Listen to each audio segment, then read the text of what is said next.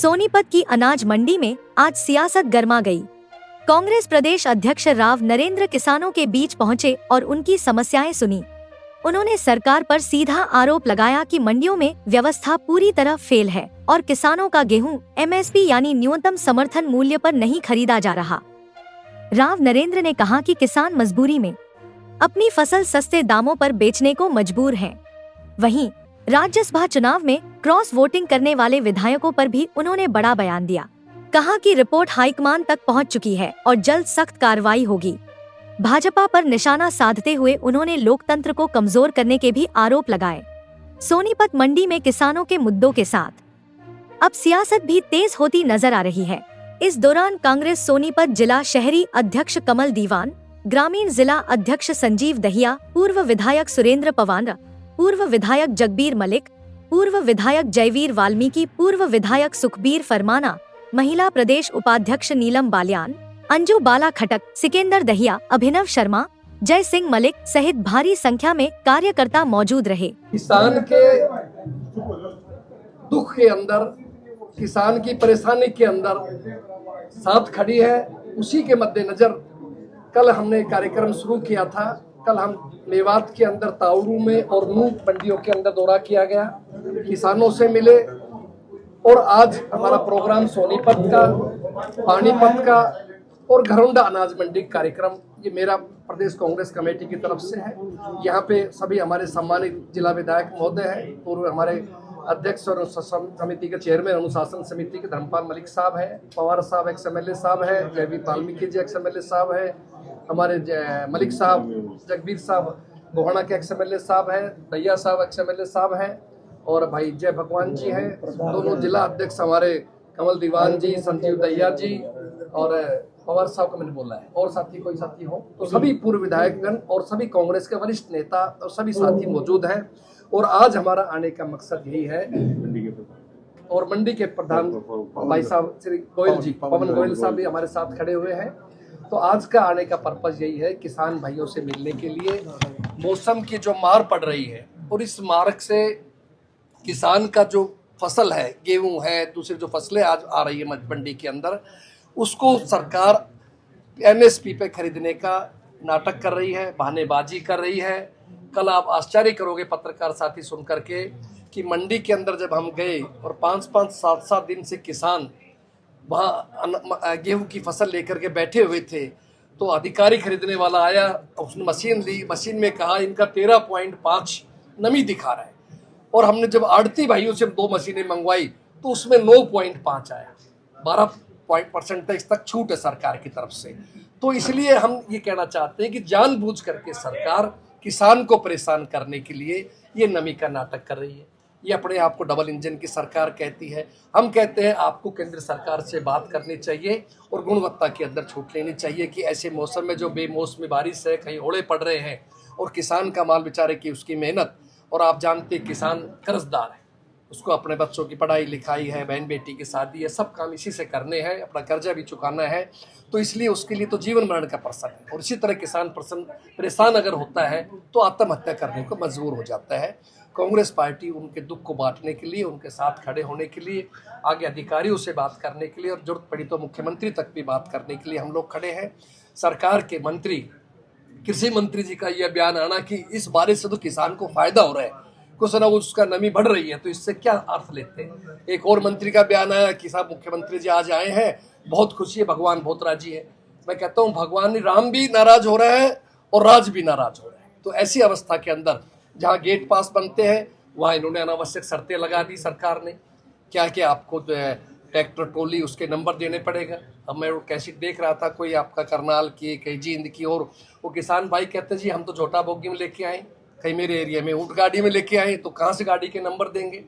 फिर आप उसके जो है ना वो आपका जो OTP मांगते हैं, फोटो खींची जाती है, बायोमेट्रिक करते हैं। एक किसान अस्पताल से उठ करके आया जिसके पेशाब की थैली लटक रही थी। तो ये सब चीज़ें साबित करती है कि सरकार का रवैया ठीक नहीं है, किसान को परेशान करने वाला है और हम इस बात को बर्दाश्त नहीं करेंगे। कांग्रेस पार्टी इसके लिए आंदोलन भी करेगी अगर जरूरत पड़ी तो, वरना हम सरकार को मजबूर करेंगे किसान का दाना दाना MSP रेट के ऊपर खरीदा जाए। सरकार को कह रही है कि एक दाना खरीद रहे हैं, बारदाने की कोई कमी नहीं है किसान। देखिए, बारदाने की भी कमी है, और आप तो मीडिया हमारा लोकतंत्र का चौथा स्तंभ है। आप खुद मंडी में आए हो, अच्छा कुछ किसान भाइयों से मिले भी, कल भी पत्रकार साथी मिले थे मेवात में, किसान खून के आंसू रो रहे हैं, बहुत परेशान है वास्तविकता के अंदर। तो ये सब जो इनका दिखावा है, ड्रामा है, एमएसपी का हमने 2585 रेट रख दिया गेहूं की फसल का, लेकिन सही मायने के अंदर किसान परेशान है। पिछली फसलें भी जो ली गई थी, वो उसकी जो भरपाई जो होड़ी थी, भरपाई स्कीम क्या कहते हैं, उन्होंने क्या नया नाम रखा है भाजपा वालों ने, भावंतर, वो भी नहीं मिल पाई। बेमौसमी वर्षा से, ओलों से जो नुकसान हुआ उनका मुआवजा मिलना चाहिए, वो भी नहीं मिल पा रहा है। तो ये सब चीजें हैं जो किसान इस हालत पे परेशान हालत के अंदर। अध्यक्ष जी, बीजेपी एक बात कह रही, कांग्रेस पार्टी अपनी विपक्ष की भूमिका नहीं निभा पा रही। आज भीड़ है, लेकिन इनेलो पार्टी पहले दिन से ही मंडी के मैन गेट पर बैठी है। क्या ये भीड़ रोजाना रहेगी या सिर्फ आज खाना पूर्ति करके सभी नेता वापस चले जाएंगे? नहीं, हमारे कांग्रेस की पार्टी के कोई बीजेपी क्या कहती है उस पर तो हमें नहीं सोचना चाहिए। हमें अपना धर्म निभाना है, हमें अपनी ड्यूटी लगानी है। आज कोई चुनाव नहीं है, लेकिन मैं मेरी तरफ से, कांग्रेस पार्टी की तरफ से हमारे सभी साथियों को, जो साधारण चाहे कार्यकर्ता है, चाहे जिला अध्यक्ष है, चाहे कार्यकारिणी सदस्य है, चाहे विधायक, पूर्व विधायक है, चाहे सांसद है, सभी को पार्टी की तरफ से निर्देश है कि आपको हर हालत के अंदर किसान का एक फसल की बात नहीं, उसके अलावा भी कोई काम पड़ता है तो गमी में खुशी में हमें उनके साथ भी रहना हर व्यक्ति के में। तो कांग्रेस अपनी ड्यूटी निभाएगी, लेकिन हमें बीजेपी से इस बारे में सर्टिफिकेट नहीं चाहिए कि हम क्या कर रहे हैं, क्या करना चाहिए। आप जानते हैं बीजेपी जो कर रही है पूरा देश जानता है। अभय सिंह चौटाला भी कह रहे हैं कि फोटो खिंचवाने के लिए कांग्रेस जा रही है। बीजेपी के मंत्री और नेता ये बयान दे रहे हैं कि कांग्रेस जनता का विश्वास तो खो ही चुकी है, अब अपने विधायकों का भी विश्वास खो चुकी है। क्रॉस वोटिंग जिस तरह से हुई, अपनों ने ही अपनों को धोखा दिया। देखिए, ये तो आपको सोचना है, मीडिया को सोचना पड़ेगा कि किस तरह से एक अच्छे लोकतंत्र को खराब करने की गई, किस तरह हॉर्स राइडिंग की गई, पैसे के बल पर, बाहुबल के ऊपर इन लोगों ने लोकतंत्र को खराब किया, प्रजातंत्र को खराब किया। आपके सामने जब 31 विधायकों से एक मेंबर बनना था, तो एक बीजेपी का बनता, एक कांग्रेस का बनता। जानबूझ करके तीसरा उम्मीदवार निर्दलीय लेकर के आए हैं, अपनी पार्टी के पदाधिकारी को खड़ा किया है, और पैसे के बल के ऊपर, सत्ता के बल के ऊपर प्रलोभन दे करके 5 विधायकों को वोटिंग कराई गई है, जिसकी सारा समाज, पूरा देश निंदा कर रहा है। तो ऐसा नहीं करना चाहिए। लोकतंत्र के अंदर हमें लोकतंत्र को और संविधान की रक्षा करनी चाहिए। अध्यक्ष जी, आपके नेता वीरेंद्र सिंह है, उनका कहना है कि अगर पार्टी मजबूत हो, परिवार एक हो, तो कांग्रेस हरियाणा में बहुत मजबूत है, पर परिवार बटा हुआ है और आपस की खींचतान के कारण। देखिए, कौन क्या कहता है मैं उसके बारे में नहीं कहता। जो वीरेंद्र सिंह जी हमारे आदरणीय है, और रही बात, हर व्यक्ति का अधिकार है अपनी राय देने का, अपना जो बेस्ट हो सकता है। कांग्रेस पार्टी बढ़िया कर रही है। एक साधारण गरीब परिवार के, एक ऐसी समाज के दलित व्यक्ति को लेकर के आई है। देश की सबसे बड़ी पंचायत के अंदर कितनी बड़ी बात है। प्रदेश कांग्रेस की बागडोर एक आम किसान के बेटे को परिवार, साधारण कार्यकर्ता समझता अपने आप को, उसको जिम्मेदारी दी है। तो ये सब चीजें हैं जो कांग्रेस अपने ढंग से काम कर रही है, लेकिन हमें किसी में औरों की जरूरत, गुटबाजी क्यों सामने? कोई गुटबाजी नहीं है। कांग्रेस में सब एक है। मैं बना हूं, मुझे पूरा सहयोग सभी नेताओं का बराबर मिल रहा है, और बराबर कांग्रेस पार्टी प्रगति कर रही है। लोगों के बीच विश्वास जीत रही है। जिले में जाते हैं, वहाँ के जिला अध्यक्ष नहीं होते, वहाँ के नेता मौजूद नहीं होते। देखिए, चौधरी वीरेंद्र सिंह जी की बहुत पहले आपने शायद नहीं पढ़ा होगा, देखा होगा, जब मेरा शपथ समारोह था उस दिन हमारे प्रभारी श्री वी.के. हरि प्रसाद जी ने स्पष्ट कर दिया था कि यात्रा कांग्रेस की आधिकारिक यात्रा नहीं है। ठीक है, कांग्रेस के नेता हम लोग कर रहे हैं, और ऐसा नहीं हार्ड एंड फास्ट, कहीं जा भी रहे, मेरे खुद जिले में गए।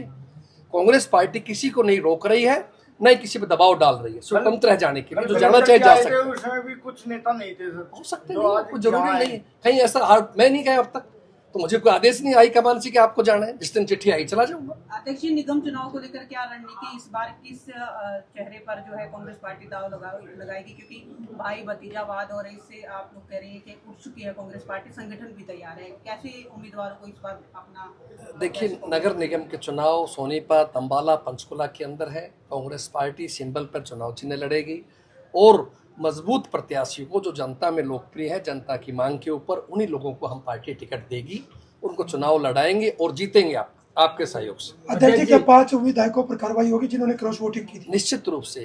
अनुशासन समिति के चेयरमैन श्री धर्मपाल सिंह मलिक साहब हमारे सामने खड़े हैं। इन्होंने सारा रिपोर्ट्स देख करके, व्यक्तिगत सुनवाई भी करके, उन सबका फाइनल रिपोर्ट्स बना के मेरे को भेज चुके हैं। मैं अपनी तरफ से उस पर रिकमेंडेशन करके प्रभारी जी को भेज चुका हूँ। बहुत शीघ्र रिजल्ट आपके सामने आएगा। जिन्होंने पार्टी से अनुशासनहीनता की है, गद्दारी की है, धोखा किया है, किसी भी सूरत में नहीं बख्शे जाएंगे, सख्त कार्रवाई होगी। मोहम्मद इलियास कह रहे हैं कि अगर पार्टी कार्रवाई करती है तो वो इस्तीफा नहीं देंगे, इस तरह की बात सामने। वो स्वतंत्र है अपनी मर्जी से, लेकिन हमने कहा है मानवता के ऊपर ह्यूमैनिटी ग्राउंड पे हमने मांग की है कि आपको, अगर आप कहते हैं हमने जनता के भले के लिए किया है या अपनी आत्मा पे किया है या उम्मीदवार पसंद नहीं था, तो आपको रिजाइन देना चाहिए, नया जनादेश ले लीजिए, अच्छी बात है। आपको अगर जनता दोबारा चुन के भेजते तो आपका फैसला सही है, लेकिन कांग्रेस की टिकट पे आप चुन करके आए हो, लोगों ने कांग्रेस का विधायक बनाया है, इसलिए उनका धर्म बनता था कि वो कांग्रेस के उम्मीदवार से वोट डालें। कब तक होने की उम्मीद है? टाइमलाइन है जी? बहुत जल्दी आ जाएगा, आपके सामने आएगा, आपको शेयर करेंगे। बहुत बहुत धन्यवाद।